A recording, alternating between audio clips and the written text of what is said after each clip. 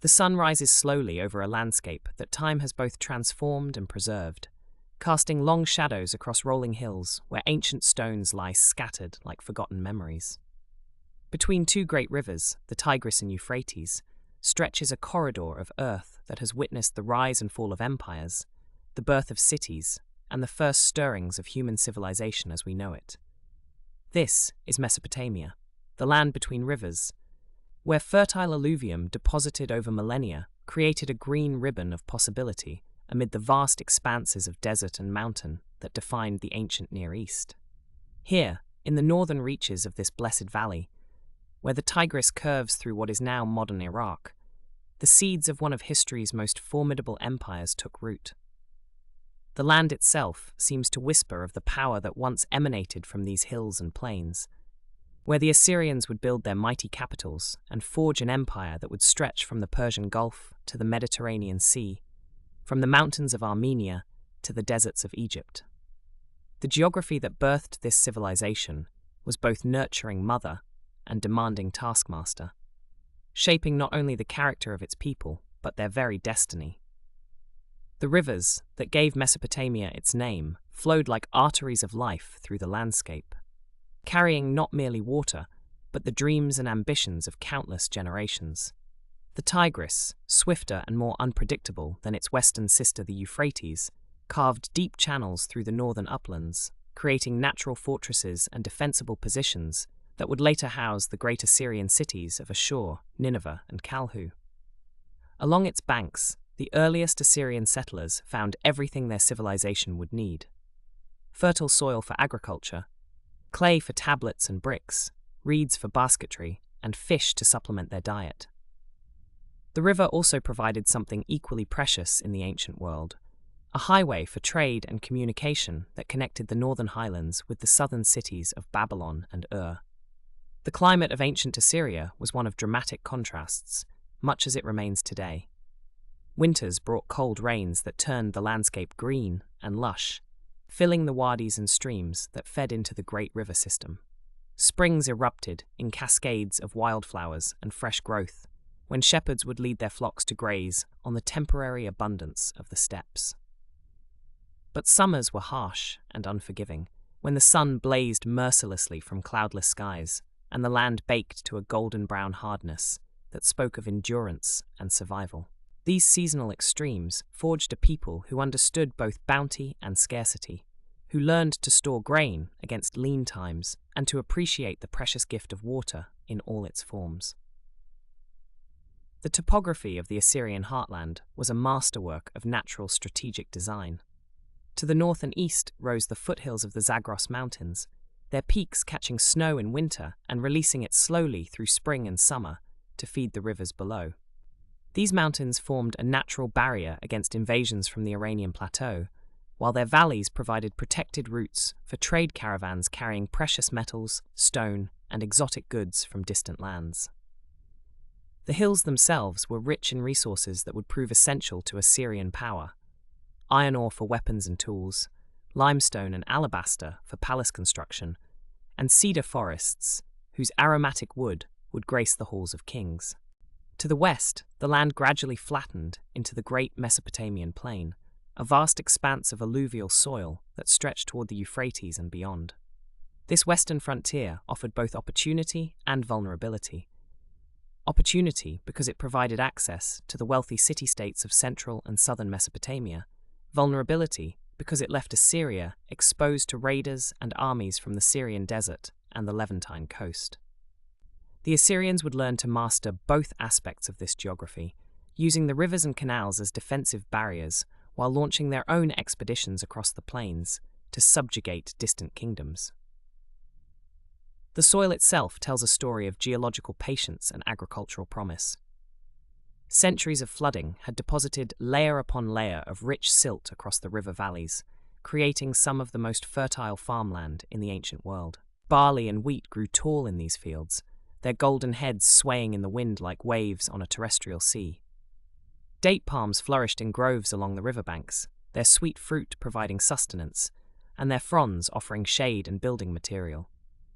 Gardens bloomed with onions, garlic, leeks, and lentils, while orchards heavy with apples, pomegranates, and grapes dotted the landscape like emerald jewels against the brown and gold of the surrounding countryside. Water was the lifeblood that animated this ancient world, but it was never guaranteed. The rivers could be capricious masters, sometimes flooding with devastating force, sometimes retreating to mere trickles during the hottest months. The Assyrians, like their Mesopotamian neighbors, became masters of irrigation, carving channels and constructing elaborate systems of canals, dams, and reservoirs that tamed the waters and directed their life-giving flow to fields and cities alike.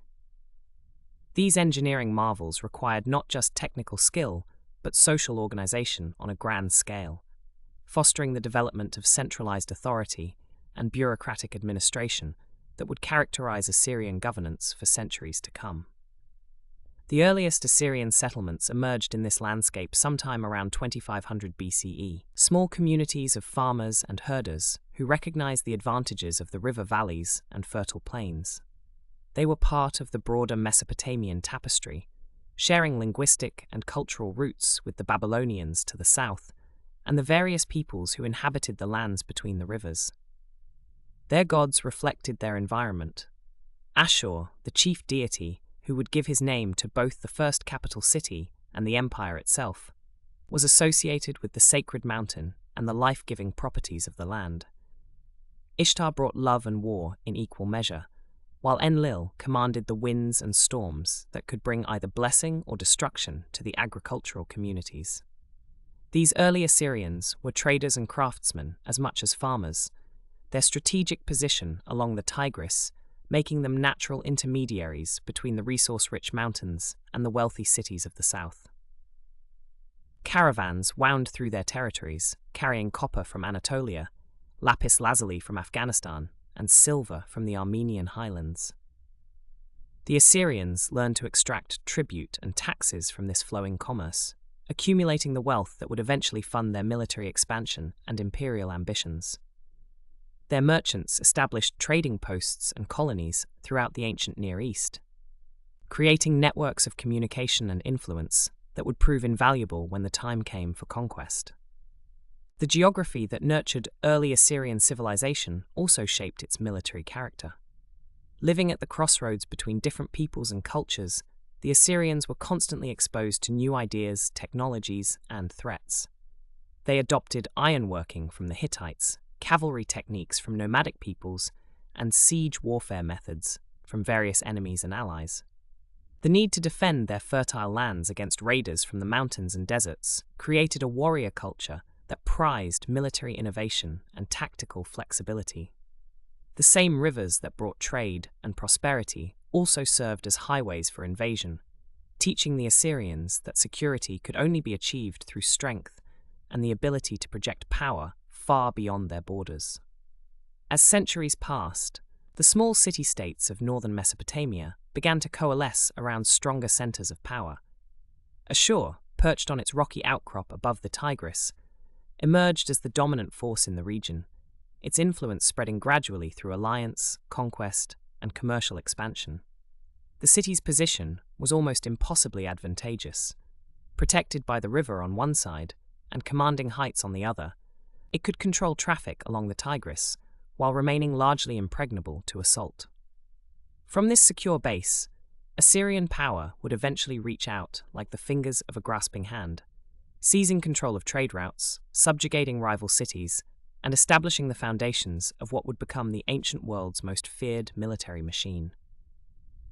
The land between rivers had given birth to something extraordinary, a civilization that combined agricultural abundance with commercial acumen, military prowess with administrative efficiency, and local traditions with imperial ambition.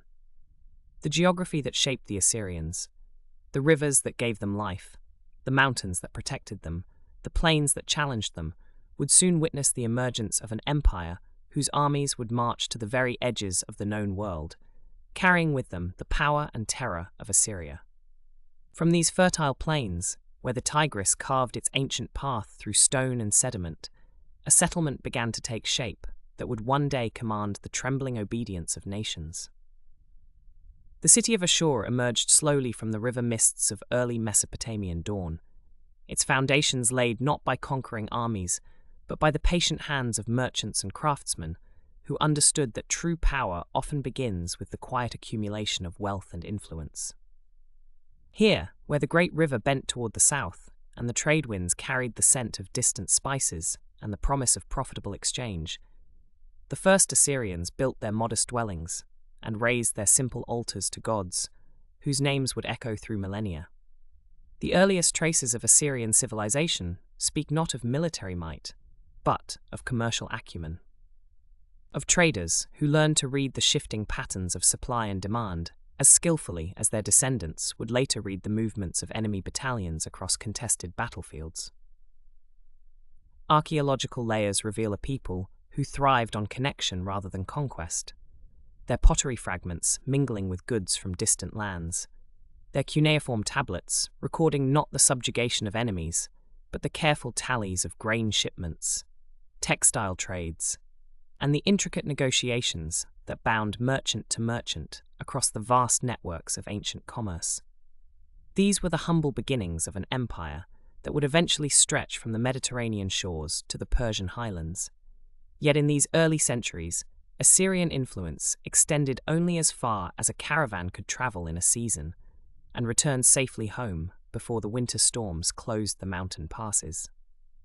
The city-state of Ashur in these formative centuries bore little resemblance to the militaristic powerhouse it would become, its streets filled instead with the sounds of hammers shaping bronze, looms weaving fine cloth, and the constant murmur of negotiation in a dozen different languages, as traders from across the known world gathered to exchange their wares.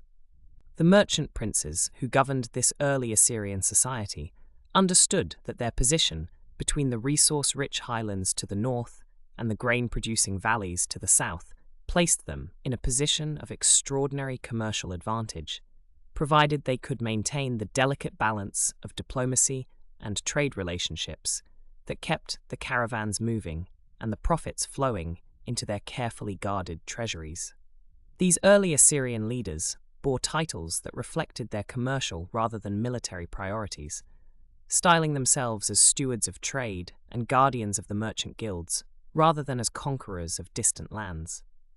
Their palaces, modest affairs, compared to the sprawling complexes that would later house the great warrior kings, served primarily as centers of administration for the complex web of trade agreements, tax collections, and diplomatic negotiations that sustained their growing prosperity. Within these halls, scribes worked tirelessly to maintain the records that were the lifeblood of commerce. Their careful cuneiform inscriptions, documenting everything from the quality of imported timber to the creditworthiness of trading partners in distant cities whose names are now lost to history. The wealth that flowed through Ashur during these centuries came not from the spoils of war, but from the patient cultivation of trade relationships that spanned the entire ancient Near East, with Assyrian merchants establishing permanent colonies in distant lands where they served as intermediaries between local producers and the vast markets of Mesopotamia. In the mountains of Anatolia, Assyrian trading posts became centers of influence where local chieftains learned to depend on the steady flow of manufactured goods from the south, in exchange for the precious metals and raw materials that fueled the growing sophistication of Assyrian craftsmanship. These merchant colonies, some established at distances that required months of dangerous travel to reach, represented a kind of peaceful expansion that laid the groundwork for the later military conquests that would bring these same territories under direct Assyrian control. The social structure of early Assyrian society reflected these commercial priorities, with merchant families accumulating not just wealth, but political influence, proportional to their success in establishing and maintaining profitable trade networks.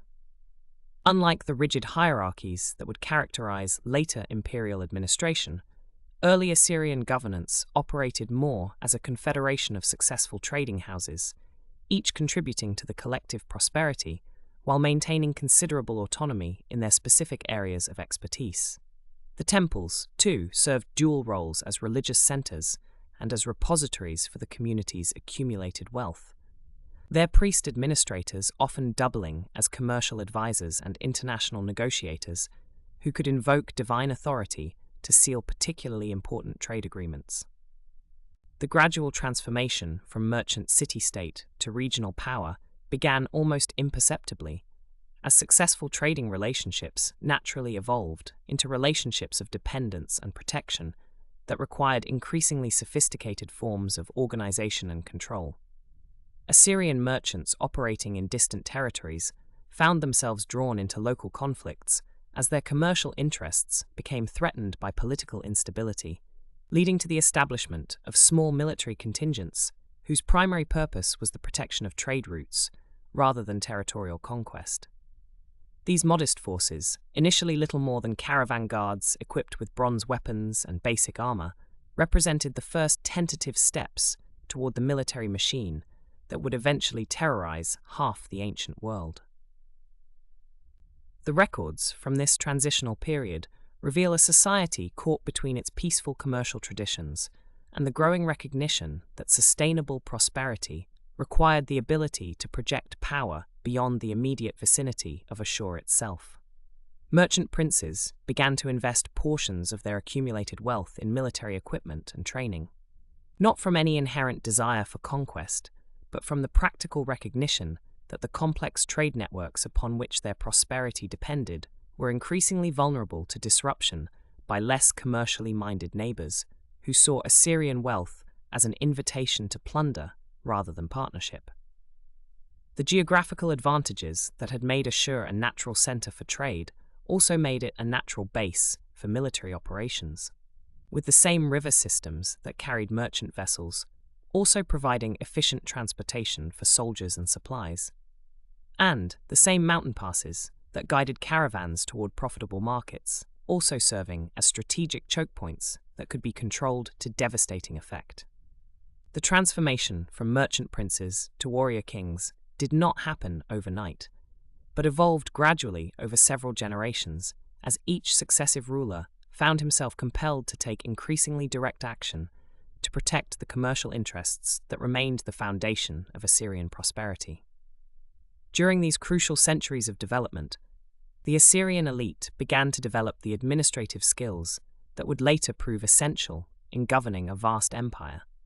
Learning to manage complex relationships with dozens of different peoples and cultures, while maintaining the careful balance of incentives and threats that kept the trade flowing and the tribute payments arriving on schedule. The diplomatic correspondence from this period reveals a sophisticated understanding of international relations, with Assyrian negotiators demonstrating remarkable skill in crafting agreements that appeared to offer mutual benefit while subtly tilting the long-term advantages in their own favor. The religious evolution of early Assyria also reflected this transition from commercial to military priorities, with the traditional pantheon of trade and fertility deities gradually acquiring more martial aspects as the society's needs changed.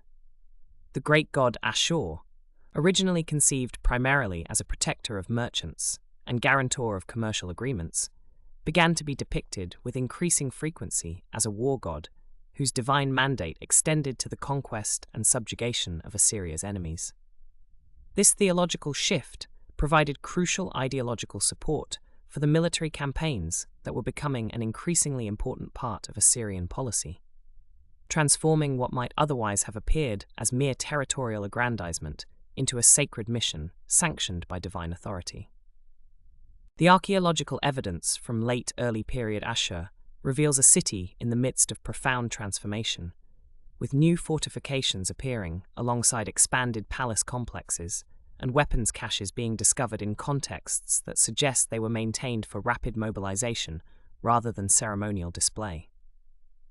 The merchant princes of these generations found themselves becoming warrior merchants, equally comfortable negotiating a trade agreement or planning a military campaign. Their success measured not just in accumulated wealth, but in the extent of their influence over the political and military affairs of neighboring territories, whose cooperation had become essential to Assyrian prosperity and security. As the centuries unfolded along the banks of the Tigris, the merchant princes of Ashur began to cast their eyes beyond the familiar horizons of northern Mesopotamia, drawn by whispers of distant lands where precious metals gleamed in mountain strongholds, and exotic goods awaited those bold enough to venture into the unknown. The transformation from a modest city-state to a commercial empire did not happen overnight, but rather emerged like the slow brightening of dawn, as Assyrian traders gradually extended their reach across the ancient world, creating networks of exchange that would span continents and endure for centuries. The old Assyrian period, stretching from roughly 2000 to 1600 BCE, witnessed the emergence of one of history's most sophisticated and far-reaching commercial enterprises. Ashur evolved into something unprecedented in the ancient world, a merchant republic whose influence extended not through conquest, but through the patient cultivation of trade relationships that stretched from the cedar forests of Lebanon to the mineral-rich highlands of Anatolia. The city's strategic position on the Tigris had always provided natural advantages, but now Assyrian merchants transformed geography into destiny, using their location as a launching point for expeditions that would carry their goods and influence across the known world. The transformation began with the recognition that Assyria's greatest asset was not its agricultural output or its military might, but the entrepreneurial spirit of its people and their willingness to venture into distant and often dangerous territories. Unlike their southern neighbors in Babylon, who remained largely content with regional trade, the Assyrians developed an almost insatiable appetite for long-distance commerce, driven by the understanding that true wealth lay in connecting disparate markets and facilitating the exchange of goods that could not be found locally. This philosophy would come to define not just individual merchants, but the entire character of Assyrian civilization during this remarkable period. Central to this commercial revolution was the establishment of trading posts called karums throughout Anatolia, particularly in the region that would later become known as Cappadocia. These were not mere temporary encampments or seasonal markets, but permanent settlements where Assyrian merchants established homes, raised families, and created entire communities dedicated to facilitating trade between their homeland and the local populations. The most famous of these establishments was Kultepe, ancient Kanesh, where archaeologists have uncovered thousands of clay tablets that provide an intimate window into the daily lives and business practices of these pioneering entrepreneurs. The tablets from Kultepe reveal a world of extraordinary complexity and sophistication, where merchants operated with a level of commercial acumen that would not seem out of place in a modern trading house. Letters between business partners detail not only the movement of goods, but also the intricate financial instruments that made such long-distance trade possible. Credit arrangements, joint ventures, insurance against losses, and even early forms of banking emerged from the practical needs of merchants who might spend months or even years away from home, trusting their wealth to partners and agents scattered across hundreds of miles of often treacherous terrain. The goods that flowed through these networks were as diverse as they were valuable, creating a tapestry of exchange that connected the far corners of the ancient world. From Assyria flowed textiles of extraordinary quality, woven from wool that had been carefully processed and dyed with pigments that transformed simple sheep's fleece into luxury goods coveted by kings and nobles throughout the region. These fabrics, along with refined metals and manufactured goods, traveled westward along well-established routes that crossed rivers, skirted mountains, and threaded through passes that had been used by traders for generations. In return, the westward flow of Assyrian goods was balanced by an eastward current of Anatolian silver and gold, metals that were extracted from mines high in the mountains and refined by skilled craftsmen who had perfected their techniques over centuries.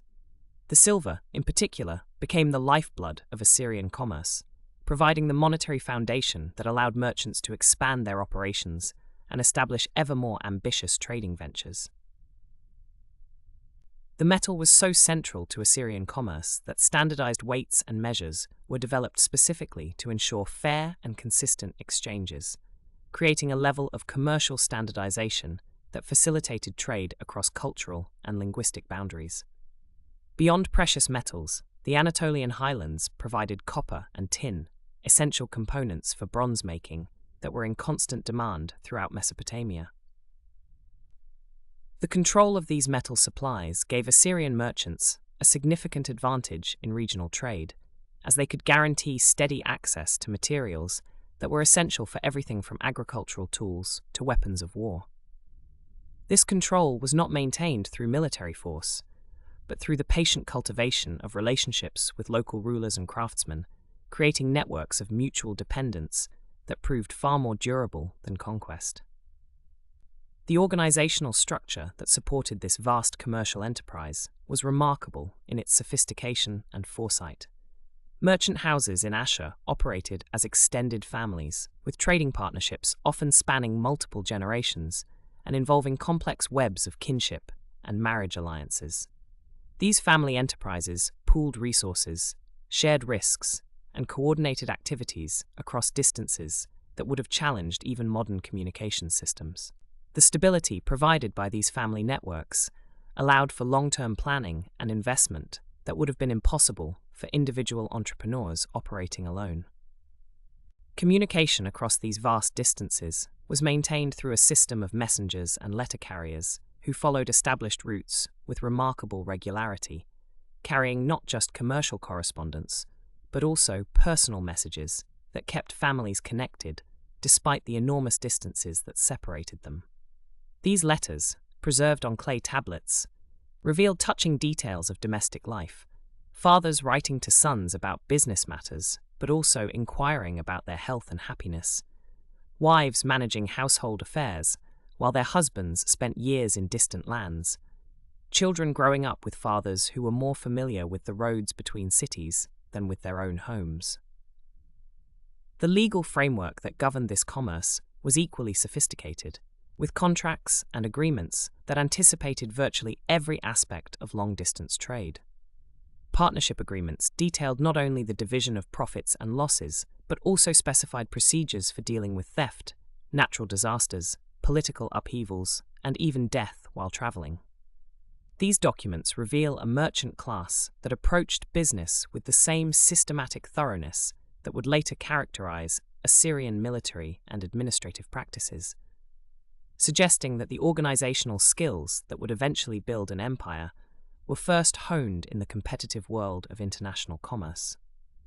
The cultural impact of this commercial expansion extended far beyond mere economic considerations, creating a cosmopolitan atmosphere in Assyrian cities that distinguished them from their more provincial neighbors.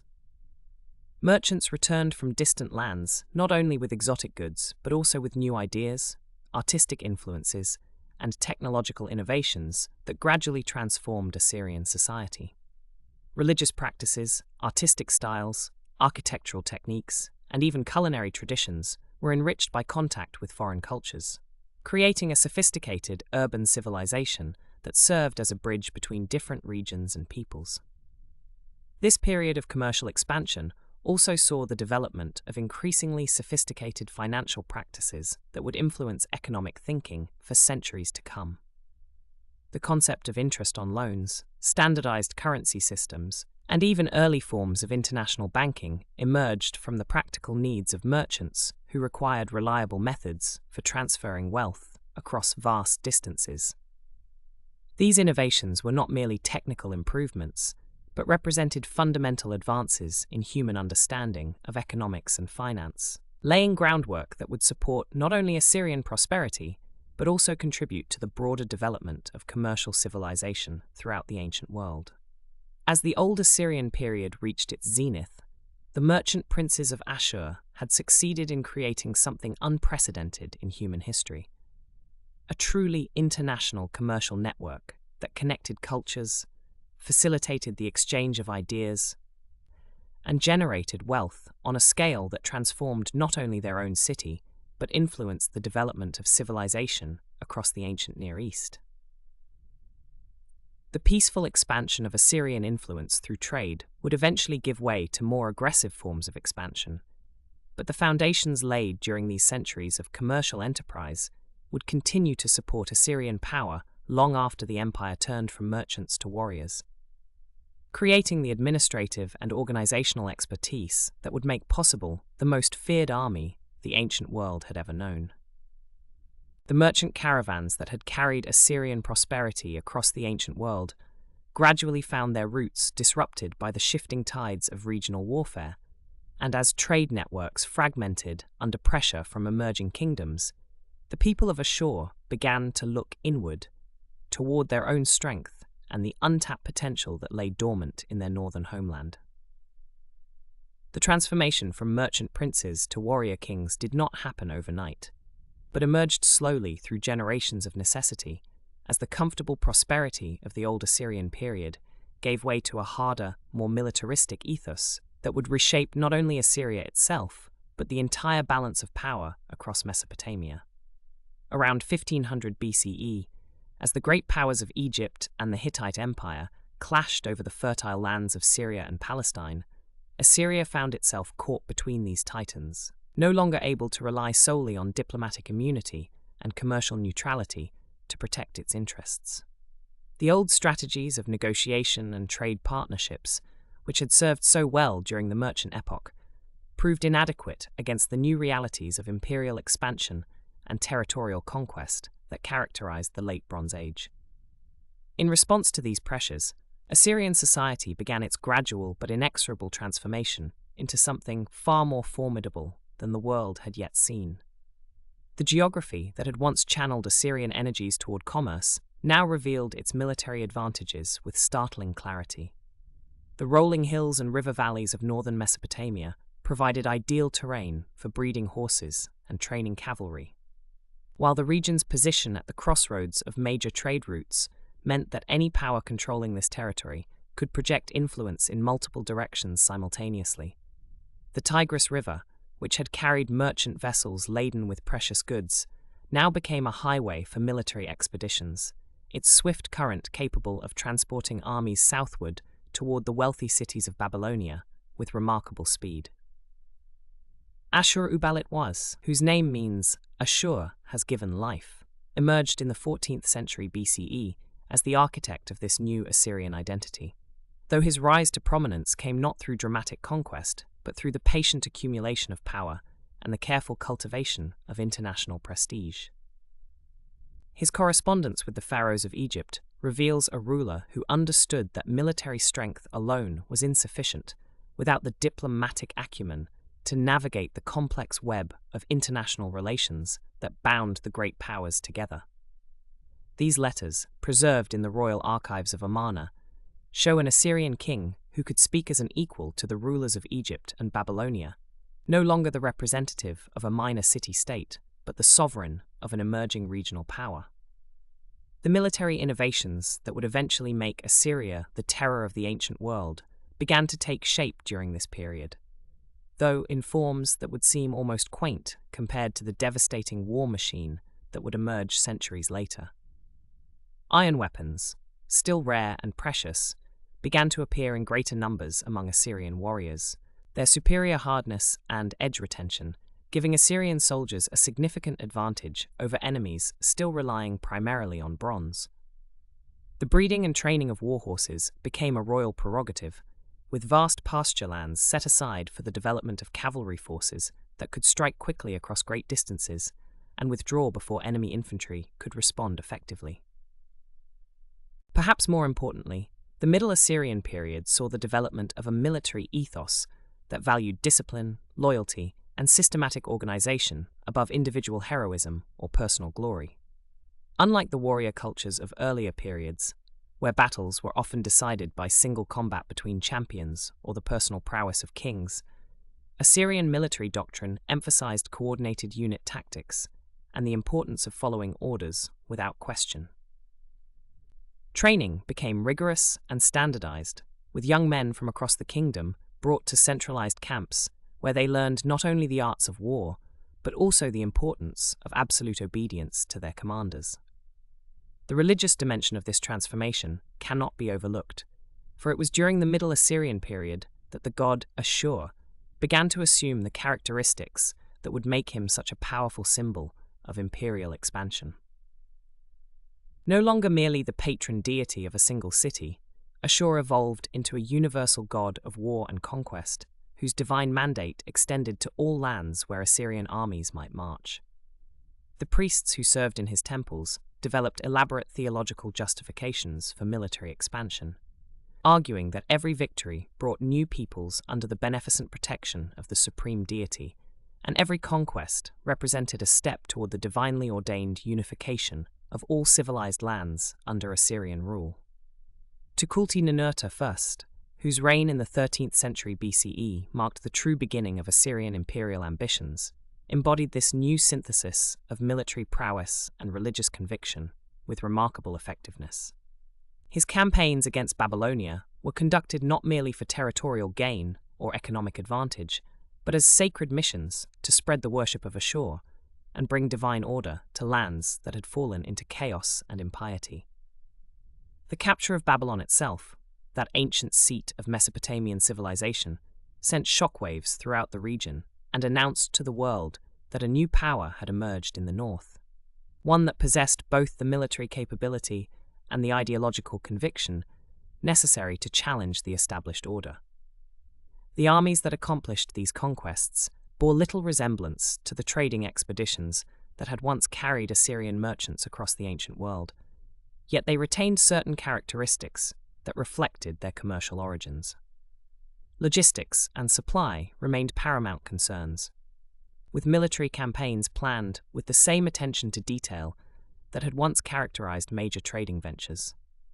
The ability to maintain lines of communication across vast distances, to coordinate the movement of large groups of people and substantial quantities of material, and to adapt quickly to changing circumstances, all reflected skills that Assyrian society had developed over centuries of long-distance commerce. Archaeological evidence from Middle Assyrian military sites reveals a level of organization and planning that was unprecedented in ancient warfare. Weapons were manufactured according to standardized specifications, ensuring that replacement parts and ammunition could be distributed efficiently among different units. Armor and equipment showed clear evidence of mass production techniques, suggesting that Assyrian craftsmen had developed methods for equipping large numbers of soldiers quickly and uniformly. Storage facilities at military bases were designed to accommodate not just weapons and supplies for immediate campaigns, but reserves sufficient to sustain extended operations far from home bases. The psychological impact of these developments was perhaps even more significant than their immediate military applications. Neighboring peoples began to speak of the Assyrians with a mixture of respect and fear that had previously been reserved for natural disasters or divine visitations. Stories spread of armies that moved with inhuman precision, of sieges conducted with methodical patience that inevitably resulted in the fall of even the strongest fortifications, and of a people who seemed to possess an unlimited capacity for organized violence. These perceptions, whether entirely accurate or not, began to work in Assyria's favor, as potential enemies often chose submission over resistance when faced with the prospect of confronting the emerging northern power. The administrative systems that supported this military expansion reflected the same attention to detail and systematic organization that characterized Assyrian warfare itself. Provincial governors were appointed based on proven competence rather than hereditary right, and their performance was monitored through an extensive network of royal agents and inspectors. Tax collection became regularized and efficient, providing the steady flow of resources necessary to maintain professional armies and conduct extended campaigns. Population records were maintained with unprecedented accuracy, allowing for precise calculation of military levies and labor obligations. Cultural developments during this period reflected the growing confidence and ambition of Assyrian society, as artists and craftsmen began to create works that celebrated military achievement and imperial destiny.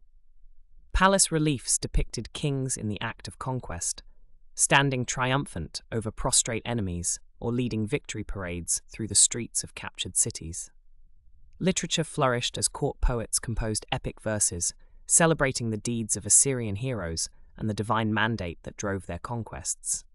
Even everyday objects began to reflect military themes, with pottery decorated with images of weapons and warfare, and jewelry incorporating motifs derived from military equipment and insignia. The transformation was so complete that by the end of the Middle Assyrian period, the descendants of ancient merchant princes had become something entirely new in the ancient world.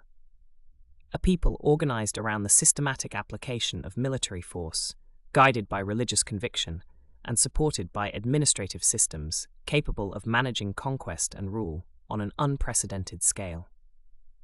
The stage was now set for the emergence of the Neo-Assyrian Empire, that magnificent and terrible achievement that would dominate the ancient Near East for centuries and establish patterns of imperial administration that would influence governance and warfare long after the last Assyrian king had fallen from power. The dust had barely settled on the campaigns of Shalmaneser's successors when the ancient world witnessed the emergence of a figure who would reshape the very foundations of warfare and imperial administration. In the shadow of Assyria's northern mountains, where the morning mist clung to cedar-covered slopes and the Tigris carved its eternal path through fertile valleys, a king arose who would transform his realm from a regional power into the most formidable military machine the ancient world had ever seen. Tiglath-Pileser III ascended to the Assyrian throne around 745 BCE, bringing with him innovations that would echo through the corridors of military history for millennia to come. The realm that Tiglath-Pileser inherited bore the scars of decades of internal strife and external pressure. Provincial governors had grown too powerful, their loyalty wavering like reeds in the wind, while enemies pressed against Assyria's borders with increasing boldness. Yet within this apparent weakness lay the seeds of transformation, for crisis often births the most profound innovations. The new king possessed a mind that could see beyond the immediate challenges to envision something unprecedented in scope and execution, a professional military force that would operate with the precision of clockwork and the ferocity of storms. The transformation began with the most fundamental element of any army, its soldiers. Where previous Assyrian forces had relied heavily on seasonal levies and conscripted farmers who longed for harvest time, Tiglath-Pileser created something entirely new, a standing army of professional warriors whose sole occupation was the art of war. These men lived and breathed military discipline, their days measured not by agricultural seasons, but by training cycles and campaign schedules. The clatter of bronze weapons against leather shields became their morning song, the thunder of chariot wheels their evening lullaby. Iron, that miracle metal that had gradually spread across the Near East, found its most sophisticated expression in the workshops of Assyrian armorers. Master craftsmen, their faces illuminated by the red glow of forge fires, hammered raw ore into implements of unprecedented lethality. Swords emerged with edges sharp enough to slice through bronze mail as if it were linen, while spear points gleamed with a hardness that could penetrate the thickest enemy shields. The very air in these workshops shimmered with heat and rang with the rhythmic percussion of hammers shaping the tools of conquest. The organizational genius of Tiglath-Pileser extended far beyond mere weaponry into the realm of military structure and logistics. His army divided into specialized units, each trained for specific functions with the dedication of master craftsmen perfecting their trade. Heavy infantry formed the backbone, their bronze-scaled armor catching the light like the skin of great serpents as they marched in perfect formation. Archers, their composite bows singing deadly songs, could loose volleys with such precision that enemy formations would wither like grain before the scythe. Cavalry units thundered across battlefields with controlled fury, their riders welded to their mounts through countless hours of training on the windswept plains north of Nineveh. Perhaps most revolutionary of all were the siege engines that rolled forth from Assyrian workshops like mechanical beasts of prey. These towering constructions of wood and iron represented the pinnacle of ancient engineering, their rams capable of reducing the mightiest city walls to rubble. Siege towers rose like artificial mountains, allowing Assyrian warriors to scale enemy fortifications while protected by walls of their own. The sound of these engines approaching a besieged city became synonymous with inevitable doom, their wheels grinding against stone roads like the footsteps of approaching fate. The administrative innovations that accompanied these military reforms proved equally transformative. Tiglath-Pileser divided his expanding territories into manageable provinces, each governed by appointed officials whose loyalty was ensured through careful selection and constant oversight. Royal roads stretched across the empire like arteries carrying the lifeblood of communication and trade. Along these highways, relay stations provided fresh horses for royal messengers, enabling information to flow from the remotest frontier to the palace at Nineveh with unprecedented speed. The empire became a single organism, responsive to the will of its central intelligence. Intelligence networks spread throughout the known world like invisible webs, gathering information about enemy movements, political developments, and economic conditions. Assyrian spies, often posing as merchants or diplomatic envoys, penetrated foreign courts and military establishments, returning with detailed reports that gave their commanders decisive advantages in planning campaigns. The empire's enemies found themselves fighting an opponent who seemed to anticipate their every move, as if the very winds carried their secrets to Assyrian ears. The psychological warfare that became an Assyrian trademark reached new heights of sophistication under Tiglath-Pileser's reign. Cities that submitted without resistance found themselves incorporated into the empire with their populations largely intact, their local customs respected, and their prosperity enhanced through access to imperial trade networks. Those who chose resistance, however, faced consequences designed to terrorize potential rebels throughout the region. The systematic deportation of conquered populations served multiple purposes. It broke local power structures, provided skilled workers for imperial projects, and demonstrated the futility of opposing Assyrian will. Economic factors underpinned this military revolution, with the steady foundation of carefully managed resources. Tribute flowed into Assyrian treasuries from dozens of subject territories, funding the expansion and maintenance of the professional military apparatus. Royal workshops produced weapons and equipment on an industrial scale, their output coordinated through sophisticated administrative systems that tracked everything from bronze ingots to leather for horse harnesses. The empire became a self-reinforcing cycle of conquest, tribute, and military enhancement. The cultural impact of these innovations extended far beyond the battlefield into the very fabric of Mesopotamian society. Assyrian artistic achievements flourished under imperial patronage, with palace reliefs depicting military victories in stunning detail. These carved narratives served both as historical records and propaganda tools, their scenes of siege warfare and royal triumph designed to inspire loyalty among subjects and fear among enemies. The palace at Nineveh became a showcase of imperial power, its walls adorned with images that spoke of Assyrian supremacy in languages understood across the ancient world. Religious ceremonies and military functions intertwined in elaborate rituals that reinforced the divine nature of royal authority. The god Ashur, patron deity of the Assyrian people, was proclaimed supreme among the gods of conquered territories, his worship spreading alongside Assyrian political control. Military campaigns began with elaborate sacrifices and divination ceremonies, ensuring divine approval for earthly conquest. Victory celebrations combined religious thanksgiving with displays of captured wealth and prisoners, creating spectacles that merged spiritual and temporal power into unified demonstrations of imperial might. Training regimens for Assyrian soldiers approached the intensity of religious devotion, with recruits subjected to physical conditioning that transformed them into instruments of warfare.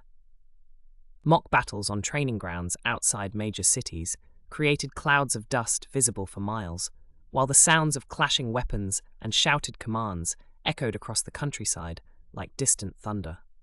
Veterans passed their knowledge to new generations, with the solemnity of priests transmitting sacred mysteries, ensuring that hard-won tactical insights would survive individual campaigns and commanders. The diplomatic corps that emerged alongside these military innovations operated with the same professional excellence that characterized Assyrian armies.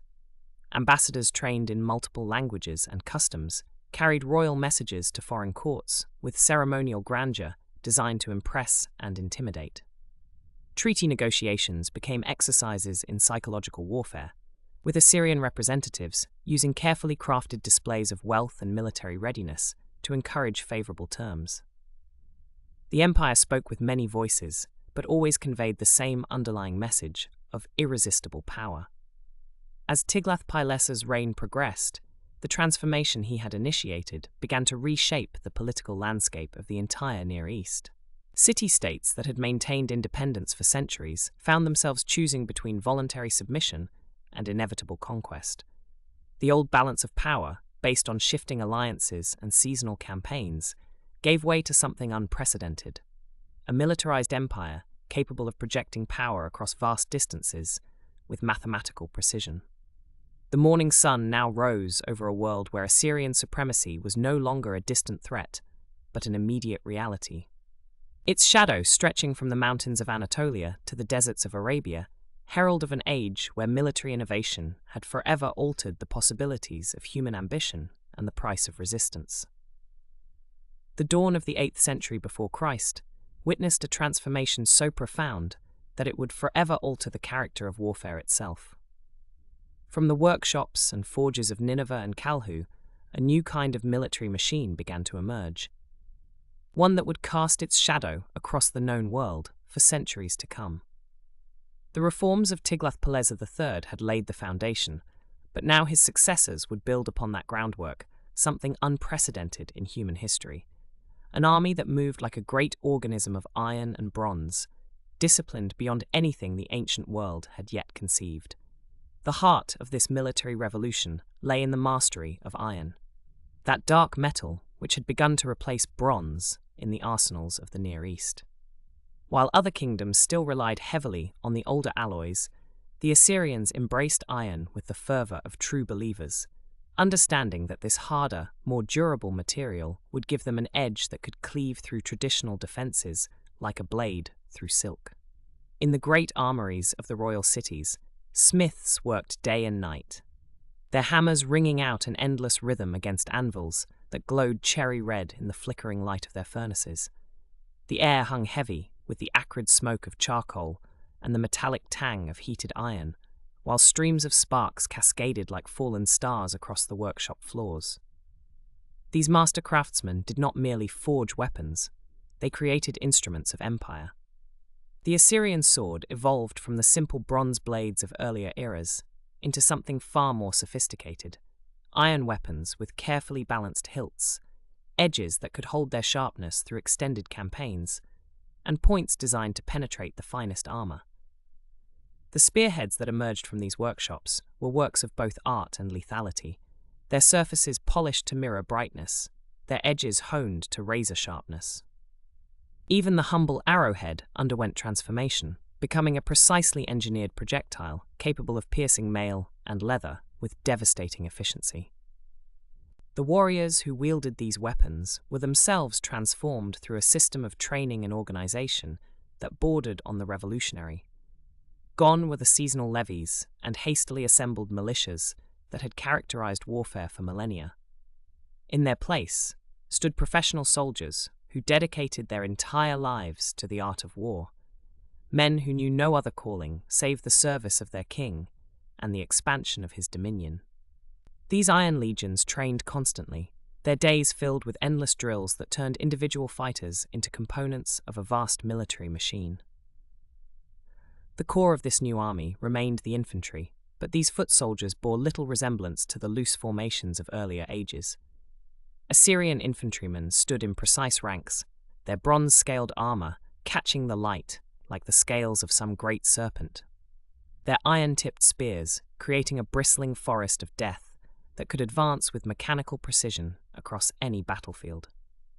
Behind the protection of massive wooden shields reinforced with bronze studs, these warriors moved as one organism, their steps synchronized by the beat of military drums, their formations so tight that enemy forces found themselves facing what appeared to be a moving wall of metal and wood.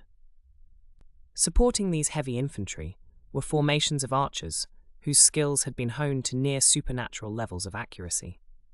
The composite bow had reached new heights of sophistication in Assyrian hands, its recurved design allowing for both tremendous range and devastating penetrating power. These bowmen did not simply loose arrows at random. They were trained to work in coordinated volleys, their projectiles falling like deadly rain upon enemy formations at precisely calculated intervals. The psychological effect of thousands of arrows darkening the sky simultaneously could shatter enemy morale before the main assault even began. Perhaps most terrifying of all were the siege engines that accompanied the Assyrian armies, mechanical marvels that reduced the mightiest fortifications to rubble and dust. The great battering rams, some as tall as buildings themselves, were mounted on wheeled platforms and protected by bronze-plated housing that deflected enemy projectiles. These massive engines could be maneuvered right up to city walls, their bronze-capped heads pounding against stone and brick with rhythmic, inexorable force. The sound of their impact carried for miles, a drumbeat of doom that announced to all within hearing that the Assyrian war machine had arrived. Complementing the battering rams were siege towers that rose like wooden mountains beside the walls of enemy cities. These multi-story structures, their frames bound with iron, and their surfaces protected by wet hides and bronze plates, allowed Assyrian assault troops to approach fortifications at wall height, turning vertical defenses into horizontal battlefields. From their upper levels, archers could rain down arrows upon defenders, while assault troops prepared to leap across onto the ramparts themselves. The mobility of this great army was ensured by innovations in logistics that were as revolutionary as the weapons themselves. Supply trains stretched for miles behind the advancing columns, great processions of ox-drawn carts loaded with provisions, spare weapons, and the components for siege engines that could be rapidly assembled when needed. The Assyrians understood that an army moved on its stomach, and their quartermasters had developed systems for feeding and equipping tens of thousands of men across campaigns that might last for months or even years. The cavalry arm, though smaller than the infantry formations, represented perhaps the most elite component of the entire military structure. These mounted warriors rode horses bred specifically for war, animals trained to respond to leg pressure alone, leaving their riders' hands free to wield bow and spear with deadly precision. The sight of Assyrian cavalry charging across a battlefield, their bronze armor gleaming, their weapons glinting in the sunlight, their horses' hooves thundering against the earth like an approaching storm, became one of the most feared spectacles in the ancient world. The integration of all these different military arms, infantry, archers, cavalry, and siege equipment, into a single coordinated force represented a quantum leap in military thinking. Assyrian generals did not simply mass their troops and hope for the best. They developed sophisticated tactics that utilized each component of their army in carefully orchestrated sequences. Infantry would advance under cover of massed archery. Cavalry would exploit gaps in enemy lines created by the main assault, and siege engines would reduce fortifications while the field army dealt with relieving forces. This machine of conquest was guided by a command structure that emphasized discipline, training, and absolute obedience to superior officers. Messages flowed up and down the chain of command through a system of signals, horns, drums, and banners that allowed generals to coordinate the movements of thousands of men across vast battlefields. The result was an army that could execute complex maneuvers with the precision of a single warrior, turning and striking with coordinated force that overwhelmed opponents accustomed to more chaotic forms of warfare. The psychological impact of facing such an organized force cannot be overstated. Enemy armies found themselves confronting not just superior numbers or better equipment, but an entirely different conception of warfare itself. The very sight of Assyrian formations approaching, their ranks perfectly dressed, their weapons gleaming, their movements synchronized, was often enough to cause opposing forces to break and run before battle was even joined. The Iron Legions had become more than just an army. They had become a force of nature, as inevitable and unstoppable as the rising of the sun or the changing of the seasons. Beyond the thunderous clash of iron-tipped spears and the rhythmic march of disciplined infantry, the Assyrian war machine revealed its most devastating talent in the patient, methodical art of siege warfare. Where other armies might batter themselves against city walls in futile displays of courage, The Assyrians approached each fortified settlement like master craftsmen examining a complex puzzle, studying every stone, every gate, every weakness, with the cold calculation of engineers who understood that terror could be as effective as any battering ram. The great cities of Mesopotamia had grown complacent behind their massive walls. Those towering barriers of mud, brick, and stone that had protected generations of inhabitants from the scattered raids of nomadic tribes and the occasional territorial disputes between neighboring kingdoms. These fortifications rose like artificial mountains from the flat plains, their surfaces smooth and unbroken, their gates reinforced with bronze and iron, their battlements crowned with archers who could rain death upon any approaching enemy. Yet the Assyrians gazed upon these seemingly impregnable defences, not with despair or hesitation, but with the patient confidence of predators who had perfected the art of bringing down prey many times their size. The siege camps that materialized around doomed cities were marvels of organization and engineering, sprawling complexes that demonstrated the Assyrian mastery of logistics and planning. Rows upon rows of leather tents stretched across the landscape, arranged in perfect geometric patterns that reflected the military precision that governed every aspect of Assyrian warfare. Supply lines stretched back across the empire like the threads of an enormous web, ensuring that these siege forces could maintain their positions for months or even years if necessary. Granaries were erected, workshops established, and temporary forges built to repair weapons and create specialized siege equipment on site. The psychological warfare began long before the first stone was hurled from a catapult or the first tunnel dug beneath the walls. Assyrian heralds would approach under flags of truce, their voices carrying across the battlements as they recounted in vivid detail the fate that had befallen other cities that had dared to resist the empire's advance. These messengers spoke not with the heated passion of warriors seeking to intimidate, but with the measured tones of clerks reading from administrative records, their matter-of-fact delivery somehow making their words all the more chilling.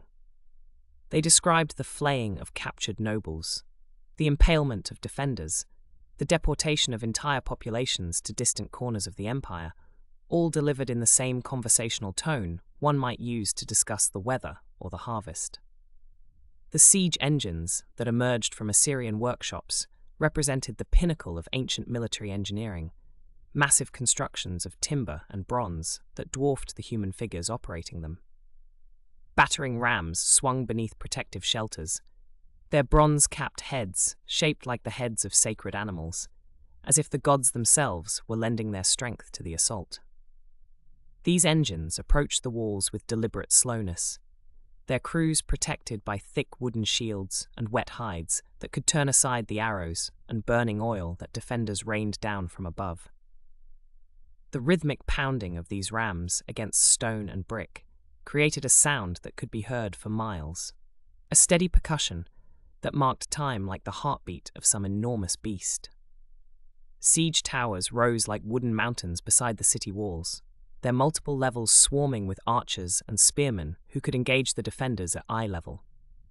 These towering constructions rolled forward on massive wheels, their approach protected by screens of wet leather and metal plates that deflected the desperate projectiles hurled down by the besieged. From their upper platforms, Assyrian archers could fire down into the city streets, their arrows seeking out civilians and soldiers alike with impartial precision.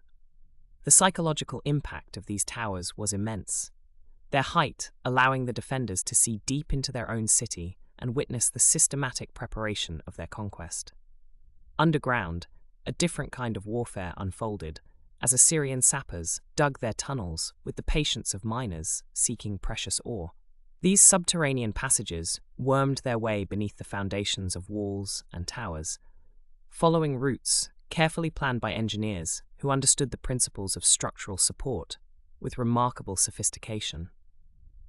The digging proceeded in shifts, teams of workers laboring by torchlight in the cramped, airless spaces, their progress measured not in dramatic advances, but in the steady accumulation of small gains. When these tunnels reached their objectives, they would be packed with combustible materials and set ablaze, causing sections of the walls above to crack and crumble as their foundations were weakened or destroyed. The Assyrians understood that hunger could be as effective as any weapon, and their blockades were designed to cut off not just military supplies, but every necessity of life. They positioned their forces to control every road, every river crossing, every path that might allow supplies to reach the besieged city. Merchants who had once brought grain and oil and manufactured goods found their routes blocked by Assyrian patrols who turned away caravans with the same administrative efficiency they brought to all their endeavors. Inside the city walls, the gradual reduction of food stores created its own form of terror, as the population began to understand that time itself had become their enemy.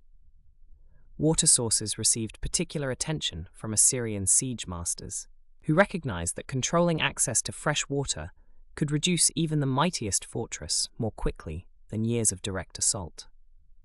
They diverted rivers, poisoned wells, and destroyed aqueducts with the systematic thoroughness that characterized all their operations. The defenders might have stockpiled weapons and food, but water was more difficult to store in large quantities, and its absence would be felt within days rather than months.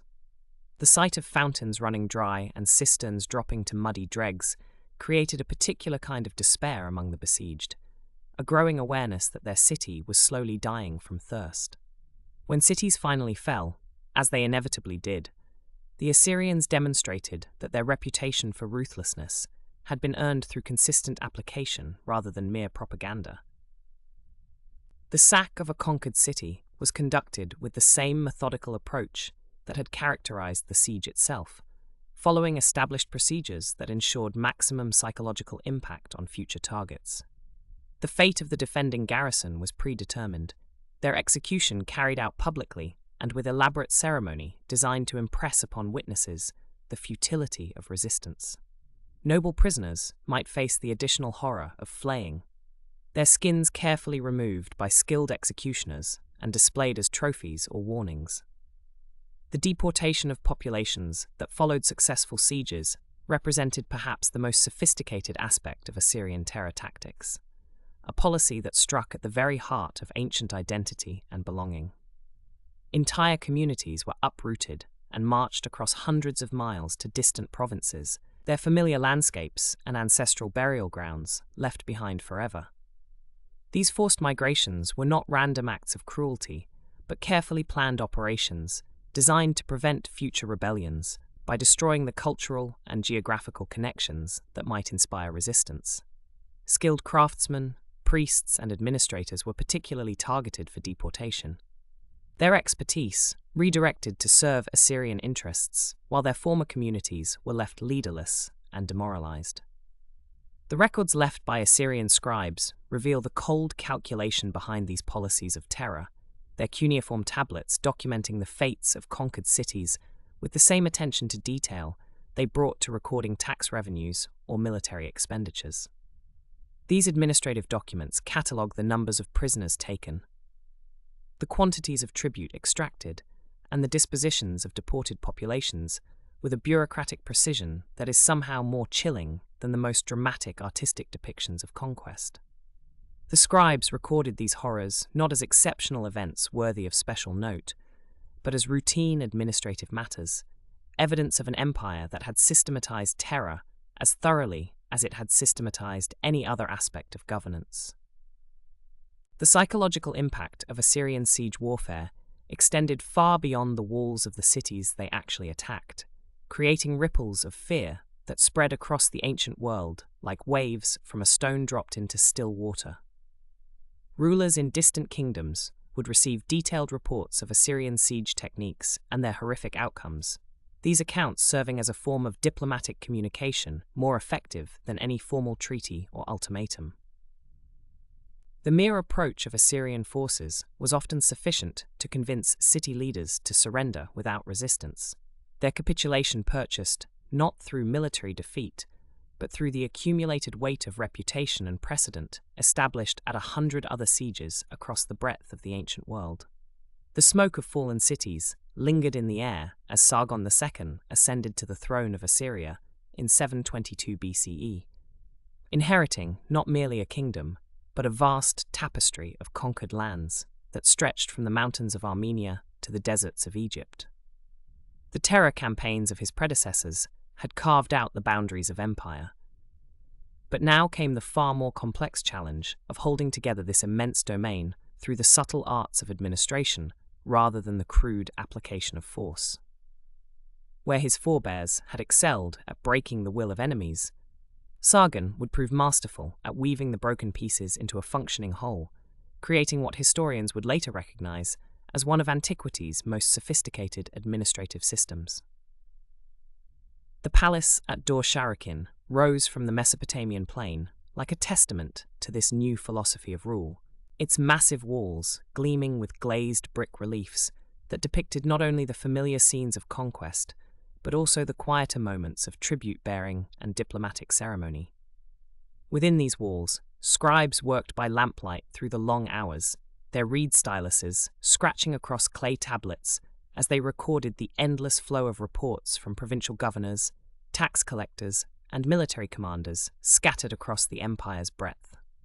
The sound of their writing created a constant whisper that echoed through corridors lined with stone guardians, a bureaucratic symphony that never ceased as the machinery of imperial administration ground steadily onward through the seasons. Sargon understood that fear alone could not maintain control over such distances and diversity of peoples, that the iron fist required a velvet glove to manage the daily complexities of governing Egyptians and Phrygians. Elamites and Judeans, each with their own languages, customs, and deeply held beliefs about how society should function. The king, who had earned his throne through military prowess, now revealed himself as a master of practical psychology, recognizing that conquered peoples needed reasons to cooperate beyond mere terror, that prosperity and stability could prove more binding than chains. His approach represented a fundamental shift in imperial thinking, moving beyond the simple extraction of tribute toward the creation of integrated systems that channeled the empire's diverse energies toward common purposes. The provincial system that emerged under Sargon's guidance represented perhaps the ancient world's most sophisticated attempt at managing cultural and geographic diversity within a unified political framework.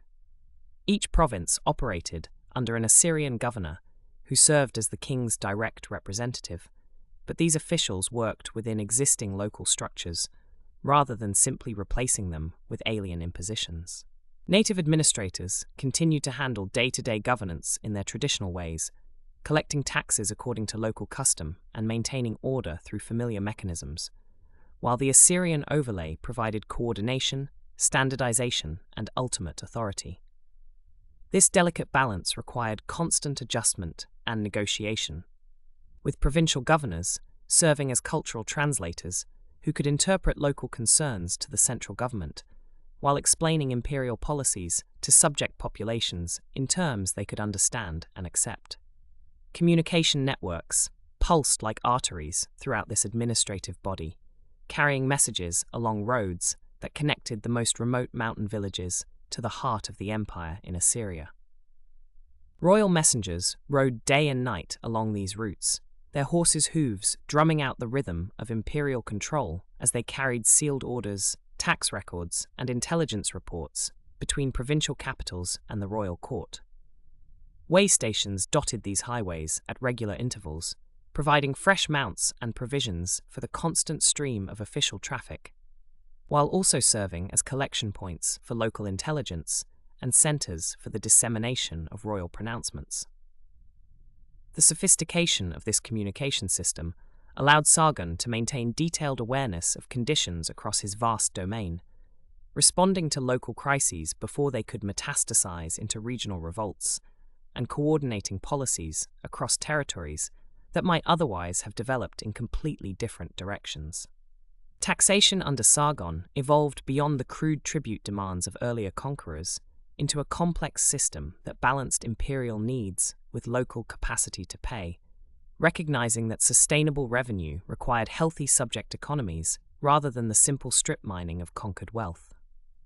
Agricultural regions contributed grain and livestock according to their productive capacity, while craft centers provided manufactured goods that reflected their particular specializations, and trading cities offered commercial taxes based on the volume of merchants passing through their markets.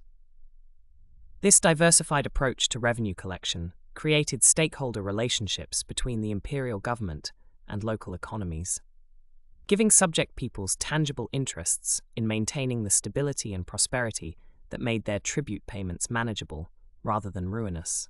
The deportation policies that had once served primarily as tools of terror were refined under Sargon into instruments of imperial integration, moving skilled populations not simply to break their connections to homeland, but to create networks of expertise that strengthened the empire as a whole. Craftsmen from conquered cities found themselves relocated to regions where their skills were needed, carrying with them not only their technical knowledge, but also their cultural perspectives and religious practices, gradually creating a cosmopolitan imperial culture that transcended simple ethnic divisions. These transplanted populations often rose to positions of significant responsibility within the imperial administration, their loyalty secured not through fear alone, but through the opportunities and protections that imperial service provided for themselves and their descendants. Religious policy under Sargon demonstrated the same pragmatic sophistication that characterized his administrative approach, recognizing that spiritual beliefs ran too deep in human nature to be simply suppressed through force, that accommodation and integration offered more sustainable paths to stability than persecution and replacement. Local deities were incorporated into the imperial pantheon rather than being banned, their temples maintained through imperial subsidies and their festivals celebrated with royal support, while Assyrian gods were introduced alongside, rather than instead of traditional spiritual figures. This syncretistic approach created shared sacred spaces where subjects could maintain their ancestral connections while acknowledging imperial authority, reducing the spiritual dimensions of resistance that had plagued earlier conquerors, and creating religious networks that actually strengthened rather than undermined imperial cohesion. Military garrisons stationed throughout the provinces served not merely as occupation forces, but as anchors of imperial presence that demonstrated the benefits as well as the power of Assyrian rule. These installations became centers of technological transfer, where local populations learned advanced metalworking, engineering, and agricultural techniques developed in the imperial heartland, while Assyrian soldiers adopted local knowledge about regional conditions, trade routes, and cultural practices that enhanced their effectiveness as representatives of imperial authority. The economic activity generated by these garrisons created webs of mutual dependence between occupiers and occupied, with local merchants, craftsmen, and farmers finding profitable markets for their goods and services among the stationed troops, gradually building commercial relationships that complemented and reinforced the political structures of imperial control. The scribal schools that flourished under Sargon's patronage represented perhaps the most subtle but ultimately most powerful instruments of imperial integration, creating cadres of educated administrators who could function effectively across cultural boundaries while maintaining loyalty to imperial ideals and methods. These institutions taught not only practical skills like literacy, mathematics, and legal procedure, but also imperial ideology and cultural values, producing graduates who understood themselves as servants of a civilization that transcended local boundaries and tribal identities. The influence of these schools extended far beyond government service, as their graduates became teachers, merchants, and religious leaders who carried imperial perspectives into every corner of subject societies, creating intellectual networks that supported and sustained imperial authority through education rather than coercion. Under Sargon's guidance, the Assyrian Empire reached its zenith, not merely in territorial extent, but in administrative sophistication, creating governmental systems that would influence imperial practice for centuries to come. The golden age that flourished during his reign demonstrated that sustainable empire required not just the ability to conquer, but the wisdom to govern, not just the power to destroy resistance, but the skill to create cooperation. The tablets and inscriptions that recorded his achievements speak of roads built and cities founded, of laws codified and trade routes secured, of temples restored and schools established throughout his vast domain. In transforming the Assyrian Empire from a military machine into a functioning civilization, Sargon II proved that the most enduring victories were won not on battlefields, but in the quiet chambers where administrators worked to turn conquest into community, where the harsh realities of imperial power were softened by the patient arts of governance and the steady accumulation of shared prosperity across the ancient world's first truly global empire. The golden administrative machine that Sargon II had so meticulously crafted would soon pass into the hands of his son, a ruler whose very name would echo through the corridors of history like thunder rolling across the Mesopotamian plains. Sennacherib ascended to the throne in 705 BCE, inheriting not merely an empire, but a living organism of conquest and control that stretched from the snow-capped peaks of Armenia to the sun-baked deserts of Arabia. The new king possessed his father's strategic brilliance, yet his reign would be marked by a different kind of intensity, a relentless focus on both creation and destruction that would define the very essence of Assyrian power at its zenith. Where Sargon had been the master builder of systems, Sennacherib emerged as the architect of spectacle and terror. His engineers transformed the ancient city of Nineveh into something that defied the imagination of contemporary civilizations, a metropolis of unprecedented grandeur that rose from the banks of the Tigris like a vision carved from stone and ambition.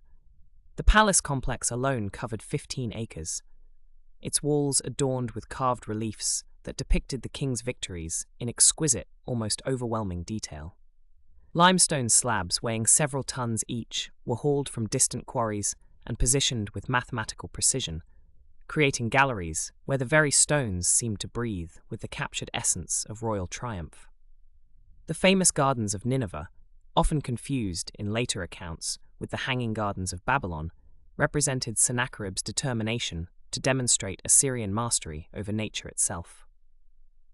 Water flowed through an intricate network of channels and aqueducts, some carved directly into living rock, others supported by magnificent arched bridges that spanned valleys and ravines with elegant defiance of gravity. Exotic plants from conquered territories created a living catalogue of the empire's reach, their leaves rustling with whispers of distant lands, while their roots drew sustenance from Mesopotamian soil. The sound of flowing water provided a constant, gentle murmur that masked the harsher realities of maintaining such an empire through military might.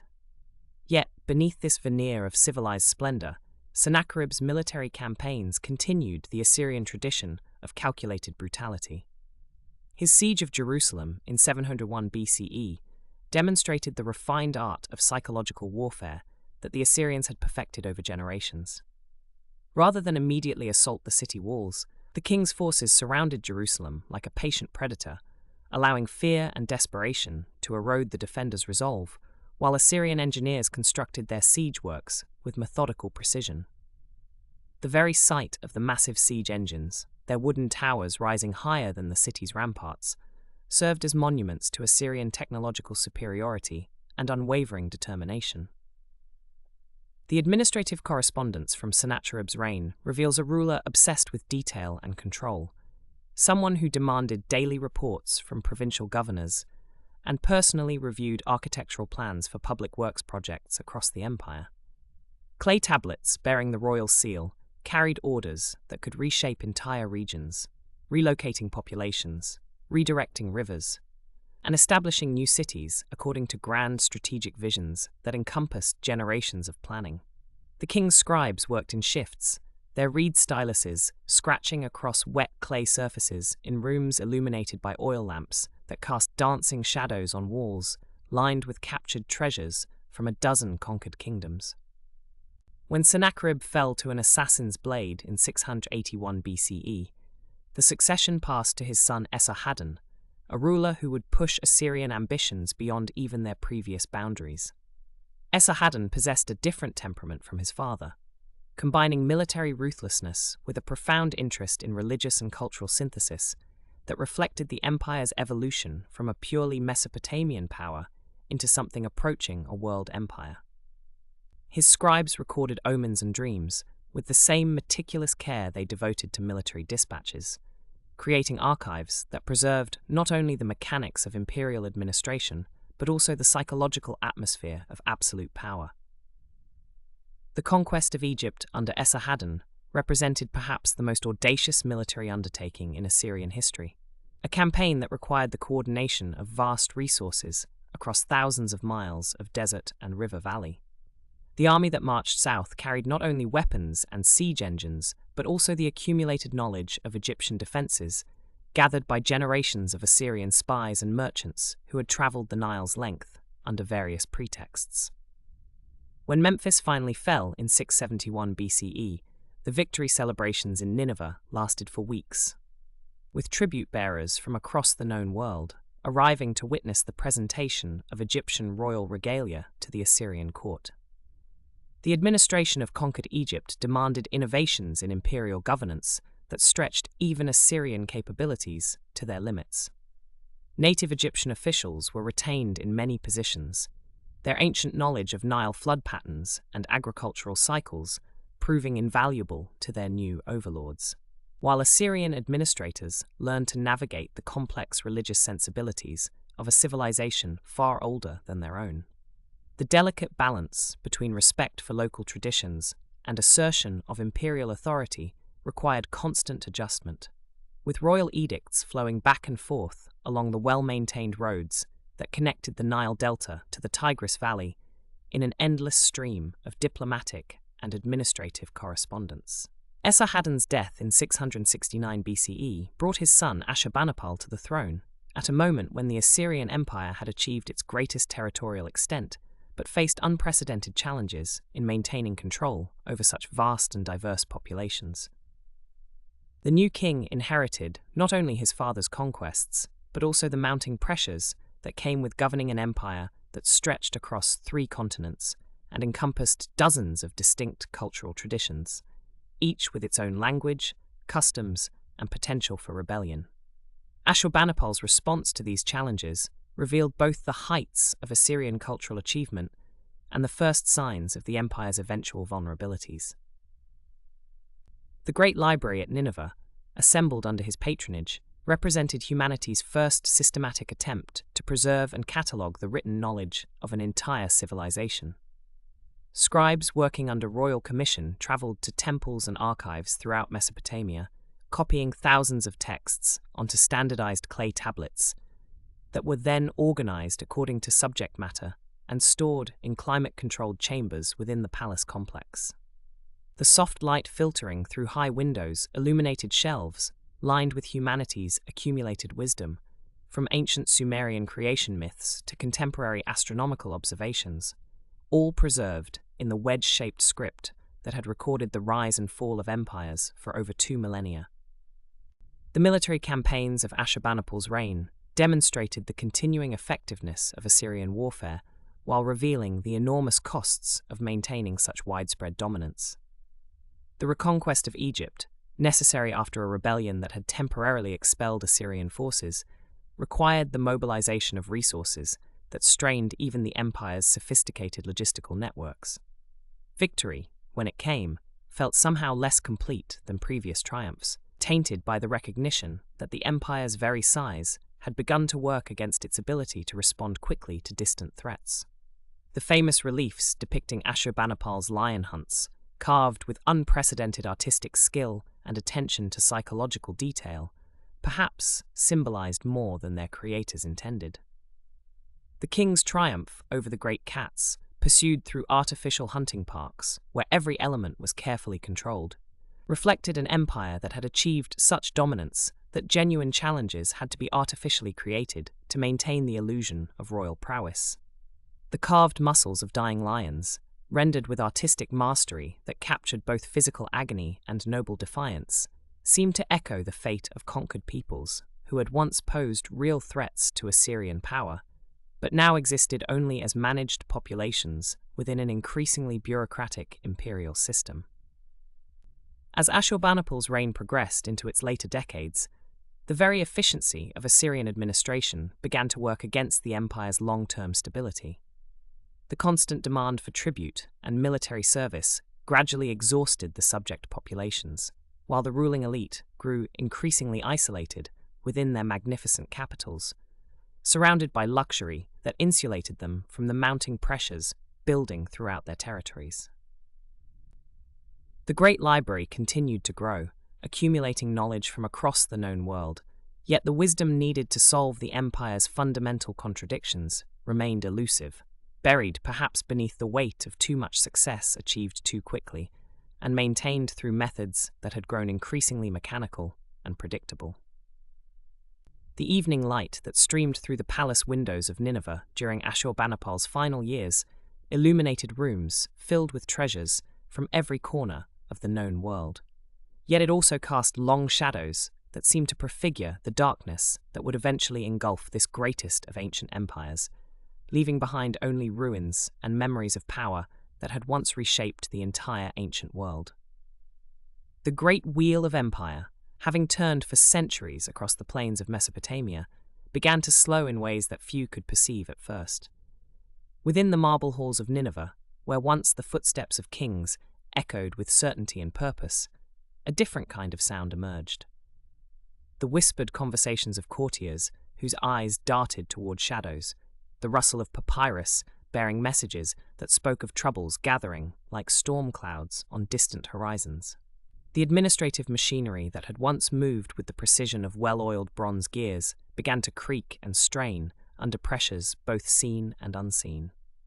Ashurbanipal, the last great king of Assyria, had filled his library with the wisdom of ages, collecting tablets that preserved the knowledge of Sumer and Babylon, of mathematics and astronomy, of epic tales and legal codes. Yet for all his scholarly pursuits, for all the beauty of the lion hunt reliefs that adorned his palace walls, he could not collect and preserve the loyalty of his own people with the same methodical care. The empire had grown too vast, its borders stretching like a skin pulled tight across the bones of the ancient world, and beneath that surface, fractures began to spread in hairline patterns that would soon become chasms. The provincial governors, those men who had once carried out royal edicts with unwavering dedication, found themselves increasingly isolated in their distant cities, their messages to the capital taking weeks to traverse roads that had become uncertain and dangerous. Local populations, long held in check by the iron discipline of Assyrian administration, began to remember older loyalties, older gods, older ways of governing themselves. In Babylon, the ancient city that had seen empires rise and fall like the flooding of the great rivers, priests in their ziggurats spoke quietly of prophecies and omens that suggested the time of Assyrian dominance was drawing to a close. The military machine that had struck fear into the hearts of nations began to show signs of wear that went deeper than the nicks in bronze sword blades or the fraying of leather armor. Veteran soldiers, their bodies marked by decades of campaign seasons, looked upon younger recruits and saw not the fierce dedication that had once characterized Assyrian warriors, but something softer, less certain. The professional army that had been the backbone of imperial expansion found itself stretched thin across garrison duties that kept them far from their families and homeland for years at a time. Mercenary contingents, once reliable supplements to the royal forces, began to calculate the odds of Assyrian victory with the cold mathematics of survival rather than the heat of loyalty. In the royal court at Nineveh, succession struggles emerged like poison seeping through the foundations of power. Brothers who should have stood together in defense of their father's legacy instead plotted against one another with a viciousness that would have impressed their ancestors who had built the empire through calculated brutality. Civil war erupted not as a single dramatic confrontation, but as a series of bitter conflicts that drained the treasury, scattered the armies, and left key border fortresses undermanned and vulnerable. The palace corridors that had once hummed with the efficient business of ruling the world's greatest empire now echoed with the hollow sound of declining power and fractured authority.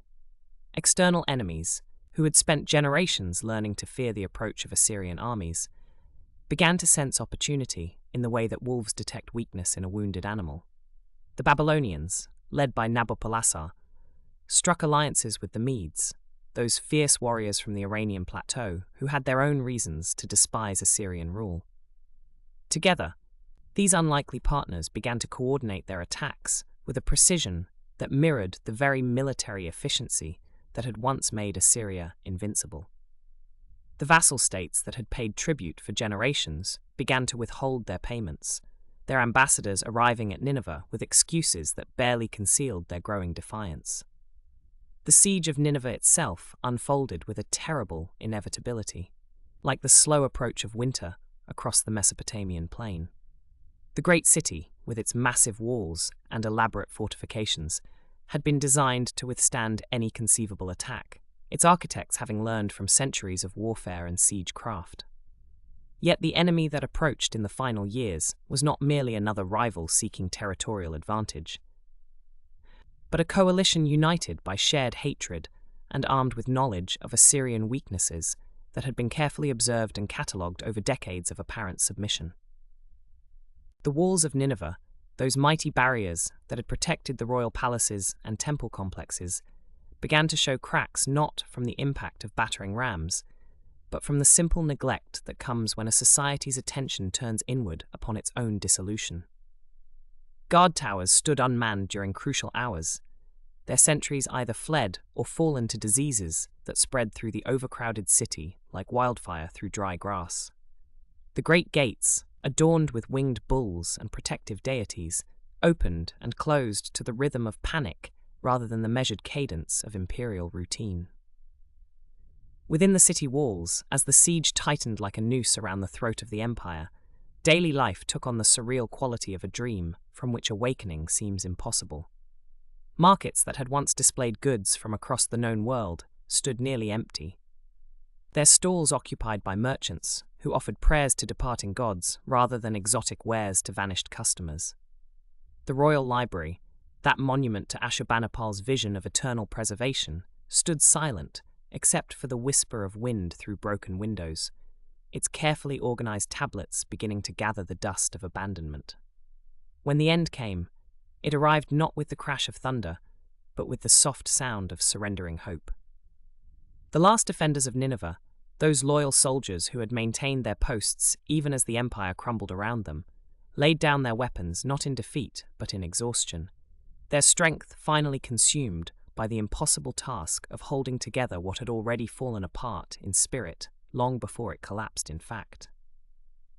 The royal palaces, once filled with the sound of courtly ceremonies and administrative bustle, grew quiet as their final inhabitants slipped away into exile or death, leaving behind only the echoes of vanished grandeur. The fall of Nineveh marked not just the end of a city or even an empire, but the conclusion of a chapter in human civilization that had lasted for more than a millennium.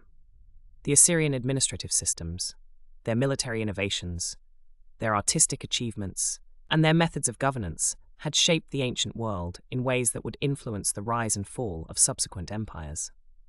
Yet in the end, the very strengths that had built their dominance, the centralized authority, the military focus, the harsh efficiency of their rule, became the weaknesses that ensured their rapid collapse when the center could no longer hold. The great library tablets, scattered by wind and weather, would eventually find their way into the hands of archaeologists who would piece together the story of this vanished empire from fragments of clay and stone. But on that final day, as smoke rose from the burning palaces and the last eagles of Assyria took flight from their ancient perches, the silence that settled over Nineveh was complete and absolute, marking the end of an age when the world had trembled at the approach of armies that would never march again.